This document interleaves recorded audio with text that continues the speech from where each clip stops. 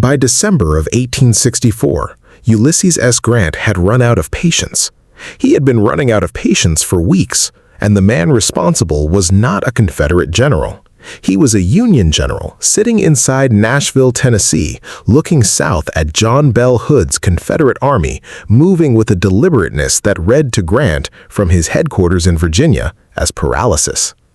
The general's name was George Henry Thomas, and for 2 weeks he had been preparing his army to fight, accumulating horses and artillery and organizing his cavalry into a coherent strike force, while Grant sent increasingly urgent telegrams ordering him to attack. The first telegram ordered an immediate assault. Thomas did not attack. The second telegram repeated the order. Thomas still did not attack. Grant drafted relief orders, signed them, had them ready to send, and was told by his chief of staff to hold on one more day. Grant agreed, reluctantly, and waited. On the morning of December 15, 1864, Thomas attacked. What followed over the next 48 hours was not simply a Union victory. It was one of the most complete destructions of an enemy army in the entire Civil War. A methodical, overwhelming 2-day operation that shattered the Confederate Army of Tennessee so thoroughly that it never again functioned as a coherent fighting force. John Bell Hood fled south with the wreckage of what had once been one of the Confederacy's primary Western armies, and the war in the Tennessee theater, for all practical purposes, ended on those 2 December days. Grant put the relief orders in a drawer and left them there. The story of George Thomas is the story of a man who was right about almost everything and received recognition for almost none of it. It is the story of a Virginian who chose the Union when Virginia went south and lost his family for that choice. It is the story of a general who in 4 years of war spanning 2 theaters and a dozen major engagements never lost a single battle he commanded, a record that no other officer on either side, Union or Confederate, can claim with equal clarity. And it is, ultimately, the story of how a man can win every fight he enters and still end up on the wrong side of history's attention span. Thomas was born in 1816 in Southampton County, Virginia, the same county where Nat Turner's rebellion erupted 15 years later. His family were Virginia landowners, rooted in the Southern way of life, with all its contradictions. He grew up riding horses, managing property, absorbing the values of the class he was born into. He showed enough academic promise to earn an appointment to West Point, where he graduated 12th in the class of 1840, a class that also produced William Tecumseh Sherman at 6th and future Confederate General Richard Stoddard Ewell at 13th. They graduated together and then spent 2 decades building the military knowledge that the war would eventually demand of all of them. His early career was solid rather than spectacular, the career of a man who understood that competence applied steadily was its own form of distinction. He served in Florida during the Second Seminole War, fought in the Mexican War under Zachary Taylor, and earned 2 brevet promotions for gallantry at Monterey and Buena Vista. In Buena Vista in particular, where Taylor's badly outnumbered army faced Santa Anna's forces across open ground, Thomas commanded artillery with a directness and accuracy that drew notice from officers around him. He was not reckless. He placed his guns correctly, held them steady under fire, and delivered the kind of work that artillery is supposed to deliver, which in 1847 was considered remarkable enough to be reported. He returned to West Point as an artillery and cavalry instructor. Officers who served with him in the pre-war army described a man who prepared thoroughly before acting, who studied problems until he understood them, and who seemed constitutionally incapable of rushing, not from any lack of nerve, but from a genuine belief that the difference between a good outcome and a bad one was usually the difference between adequate preparation and inadequate preparation. He was not popular in the social sense that some officers cultivated. He was respected in the deeper sense, the kind of respect that comes from men who watch someone work and conclude that they are in the presence of someone who understands what they are doing. That quality, applied consistently over 2 decades of peacetime service, would define his entire war. When Virginia seceded in April 1861, Thomas was stationed at Fort Yuma in California. The pull on him must have been extraordinary. Almost every Virginia-born officer of standing left the Union that spring. Robert E. Lee, who had been offered command of the Union armies, resigned and went home to Richmond. Joseph Johnston resigned. A dozen others. The logic of it, in the social and cultural world these men grew up in, was nearly irresistible. Virginia was home, family was home, and the Confederate cause was, in the minds of those who followed it, a matter of honor. Thomas wrestled with the decision and came out the other side of it, Union. The explanation he gave was brief and rarely elaborated on. He had taken an oath to the United States government, been educated at its expense, and paid by it for 20 years. He had, in his own judgment, no right to take up arms against it. He was not a man who spoke publicly about his interior life, and he did not speak about this. He simply withdrew his resignation from the Union Army, accepted a commission as Brigadier General, and went to work. The cost was immediate and personal. His sisters in Virginia had his portrait turned to face the wall. His family stopped writing. For the rest of his life, George Thomas had no family correspondence, no connection to the people he had grown up with, no softening of the estrangement that his choice had created. He never complained about it in any letter or recorded conversation that survived. He absorbed it in the same way he absorbed everything, with a stillness that people who knew him found either deeply admirable or slightly unnerving. He received command of troops in Kentucky in the fall of 1861 and went immediately to work organizing the raw regiments under his authority. Kentucky in late 1861 was a tangle of competing commands, amateur officers, missing equipment, and organizational chaos common to every corner of the Union war effort in those first months. Thomas worked through it methodically, drilling his men, securing supply lines, assessing the Confederate forces across the front. On January 19, 1862, he met Confederate forces under Generals Felix Zellikofer and George Crittenden at Mill Springs, Kentucky. The Confederates attacked across the swollen Fishing Creek in heavy rain, a tactical decision that put their backs to the water and their front against a Union force that was better positioned than they knew. Thomas had spent the days before the engagement studying the ground carefully and placing his brigades accordingly. When the Confederate assault came forward in the rain-soaked morning, his men absorbed it and held. Zellikofer, riding forward in the confusion of the fog and the rain, came within pistol range of a Union officer who shot him dead. The Confederate attack, already stalling, faltered further after the loss of its commander. Thomas ordered his lines forward, and the Confederate Army broke and ran, abandoning their artillery, their wagons, most of their camp equipment, and any organized capacity to resist as they went. The victory at Mill Springs mattered because the Union had very few victories to point to in the first year of the war, and this was a clean, unambiguous one. It arrived before Fort Donelson, before Shiloh, before the Western Theater had found its rhythm. Thomas received genuine praise for it. Grant had not made his name, Sherman had not yet found his form, and for a few weeks, Mill Springs was the best piece of military news the Union had. Then Grant captured Fort Donelson in February, taking nearly 15,000 Confederate prisoners in the process, and the newspapers moved on. Mill Springs faded into the background of the war's narrative, where it has largely remained ever since.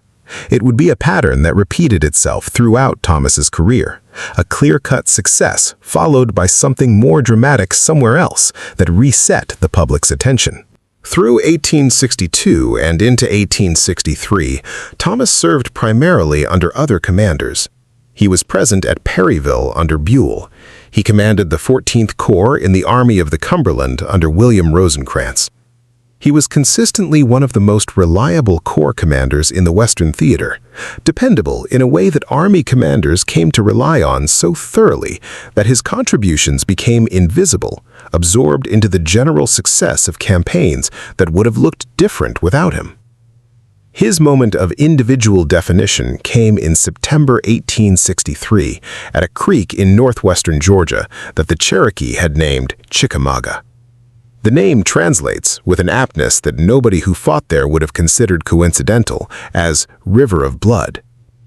The Army of the Cumberland fought the Battle of Chickamauga on September 19th and 20th against Braxton Bragg's Confederate Army of Tennessee, reinforced by 2 divisions of Longstreet's corps shipped west from Virginia by rail.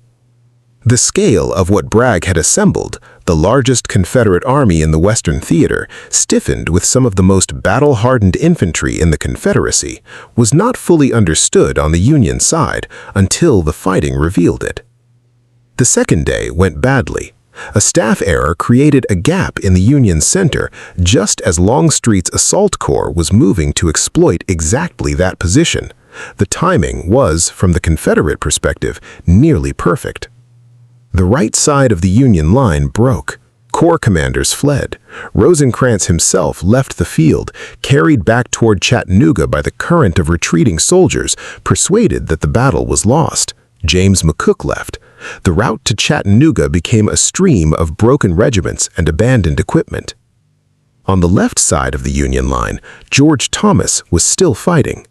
He had been under assault all morning and held his position through repeated Confederate attacks.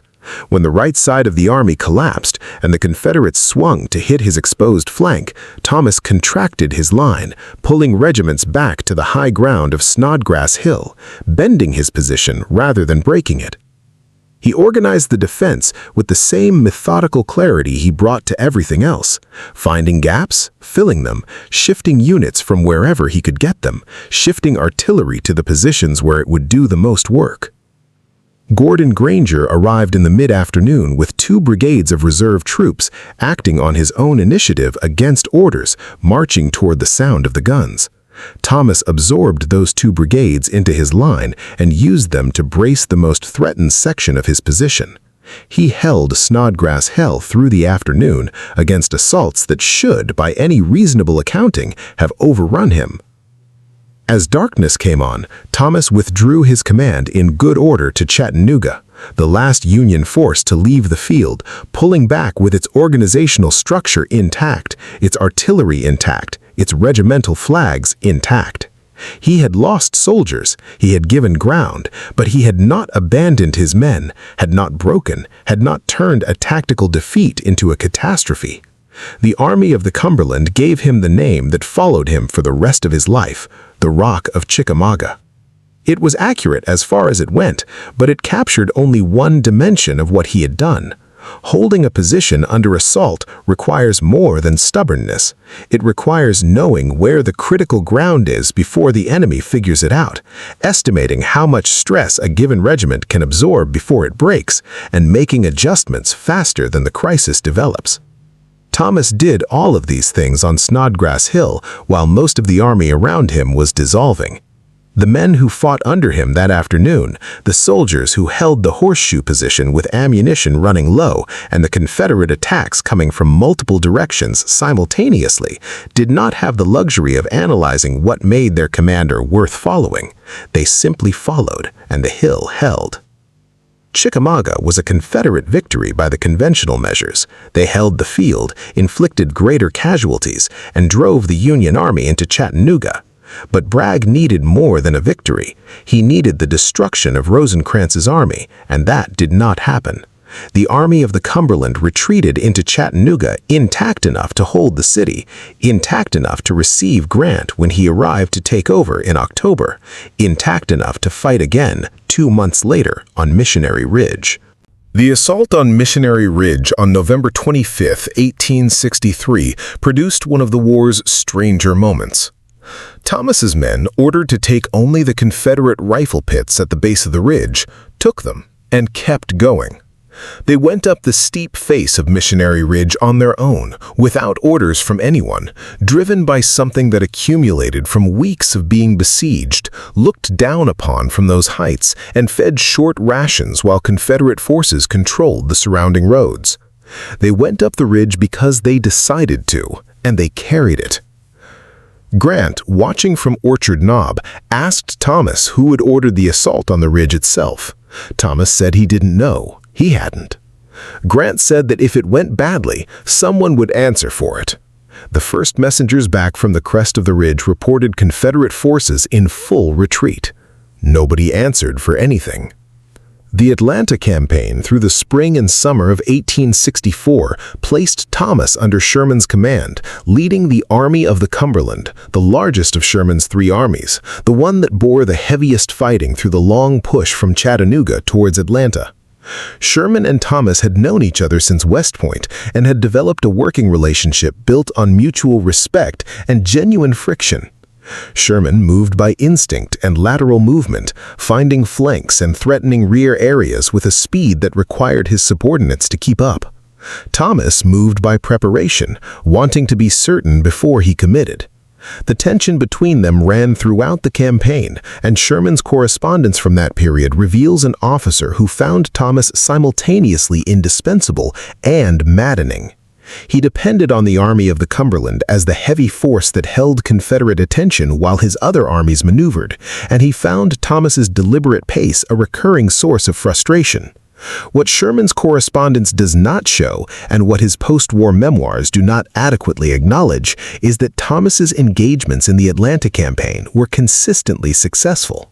He never overextended, he never lost a position he had taken, he never gave Sherman a disaster to manage. After Atlanta fell in September, Sherman marched east towards Savannah. Thomas went back to Tennessee with roughly 30,000 men to manage a problem that was rapidly becoming serious. Hood had turned north with the remaining Confederate Army of Tennessee in a strategic gambit that was audacious in conception and, as it developed, catastrophic in execution. Hood believed he could cut Sherman's supply lines, force him to abandon the march, and possibly sweep all the way to the Ohio River. Sherman, characteristically, declined to be impressed. He told Grant he would send Thomas to handle Hood and continue east. What Sherman left Thomas with was not a full-strength army. It was a patchwork force of veterans pulled from various commands, garrison troops from Tennessee forts, and cavalry that was desperately short of horses. Thomas began immediately to organize this force, requisitioning horses, merging units, building the operational coherence that would be necessary to fight and defeat a Confederate army still capable of offensive action. Hood moved fast and hard. At Spring Hill on November 29th, he came close to cutting off Schofield's force in the night, a failure of Confederate execution that Hood blamed on his subordinates and that became one of the most argued command controversies of the war. Schofield slipped past in the dark. Hood, furious, attacked him the next afternoon at Franklin in a frontal assault across open ground that demonstrated everything characteristic about Hood as a general: savage aggression, personal courage, and an almost mystical indifference to the mathematics of attacking prepared positions. The assault at Franklin killed or wounded 6,000 Confederate soldiers and 6 Confederate general officers, seized the Federal works temporarily, and achieved nothing that mattered. Schofield withdrew to Nashville that night and joined Thomas. Hood followed and took up positions south of Nashville, and the waiting began. Thomas looked at his army honestly and told Grant what he saw, a force not yet capable of the offensive operation Grant wanted. The cavalry needed more horses and more time to organize under James Wilson, whom Thomas had requested specifically because he believed Wilson could build the mounted strike force the operation required. The infantry needed more time to absorb its new components and function as a unified command. He asked for more time. Grant did not want to give it. What Grant was weighing in Virginia was the strategic situation, the possibility that Hood's army left intact and aggressive in Tennessee could cause damage that outweighed the cost of an imperfect attack. What Thomas was weighing in Nashville was the specific army in front of him, on specific ground against a specific enemy. He had made his career by matching the force he had to the task it was given, and he had never lost a battle. The men in the telegrams telling him to attack had lost battles. Cold Harbor, Kennesaw Mountain, Cedar Creek. Thomas had no desire to join that company, and he did not intend to. He was wrong about that. History does not reach correct conclusions automatically. It reaches conclusions that are argued into it by people willing to do the arguing, and Thomas was not that kind of man. He died in 1870, 5 years after the war, of a stroke suffered while seated at his desk in San Francisco. He had been writing a letter rebutting a published account that he believed misrepresented his conduct at Nashville. The irony of a man of his stillness dying in the middle of defending his record is not a small thing. His death came before the major post-war histories were written, before the pension-funded veteran reunions had established which memories would become permanent, before the broad outlines of Civil War memory had set into the shape they would hold for the next century. The officers who shaped Civil War historiography were, with a few exceptions, the officers who wrote about it, lobbied for their version, and lived long enough to be quoted, honored, and interviewed. Thomas did none of these things, and he died before he could do any of them. What he left behind was the record. Mill Springs, January 1862, the first clean Union victory in the Western Theater. Chickamauga, September 1863, where the standard of success was survival and operational continuity, and he met both completely. Missionary Ridge, where his men took the Confederate position that military analysis had declared too strong to assault. The Atlanta Campaign, where he fought every engagement assigned to him and lost none. Nashville, December 1864, where he waited until he was ready and then destroyed an army in 2 days. No defeat, no rout, no battle he commanded that did not end with the ground in his control or the objective achieved, or both. The question of why this record does not hold the place in Civil War memory that it should have occupied is ultimately a question about how history is made. Historical memory consolidates around the stories that are told most forcefully and most often, not necessarily around the achievements that were most consequential. The men who told their stories forcefully, Sherman, Grant, Sheridan, and on the Confederate side, Early and Longstreet, shaped the framework that historians then had to work within. Thomas left no framework. He left battles, and battles without commentary are just events waiting for someone else to interpret them. There is also the matter of where Thomas fit in the war's dominant narrative frames. The lost cause mythology that developed in the post-war South built itself around Virginia officers and Virginia campaigns: Lee, Jackson, Longstreet, Stuart. Thomas was a Virginia-born officer who had fought against Virginia, and he was therefore a man the lost cause had no use for, and the lost cause narrative had no room for. He couldn't be celebrated by the defeated side, and the winning side was already dividing its celebration among Grant and Sherman, who had shaped the terms of victory in ways that made them the story's natural heroes. Thomas was the right general in the wrong political position for post-war memory to handle gracefully, and post-war memory solved that problem by mostly declining to handle him at all. There is a type of military greatness that the American imagination finds instinctively compelling, the aggressive commander who seizes the moment, who moves before conditions are ideal and bends circumstances to his will, who wins by audacity. Grant fits that image, despite the enormous sophistication beneath the plainness of his manner. Jackson fits it even better, the foot cavalry and the surprise attacks and the mythological quality of his campaigns in the Shenandoah. Even Lee fits it, in the reckless offensive operations of 1862 and 1863 that gave him his reputation. Thomas fits a different template entirely. His greatness was primarily preparatory and defensive, rooted in the conviction that an army is a delicate and irreplaceable thing, whose strength must be matched carefully against the task it is given, and that the general who wastes men unnecessarily is not brave, but careless. He was not constitutionally cautious in any ordinary sense. The stand at Chickamauga proves that beyond argument. He was principled about preparation in the specific sense that he did not believe in committing men until the conditions for their success had been established. There is nothing passive about that. It is, if anything, a harder standard to maintain than aggression, because aggression produces action, and action feels like control, and the pressure to attack before you are ready is one of the defining pressures of military command. Thomas resisted it every time. Applied consistently over 4 years, that principle produced a record that belongs to no one else in the Civil War. Grant lost at Cold Harbor, walked his army into a frontal assault against prepared positions that killed 7,000 men in minutes and achieved nothing. Lee was defeated at Antietam and Gettysburg and forced to retreat from both. Sherman was repulsed at Kennesaw Mountain. Sheridan was routed at Cedar Creek before his famous ride brought him back. Jackson died before the war tested his record fully. None of them have what Thomas has, which is 4 years and no defeats.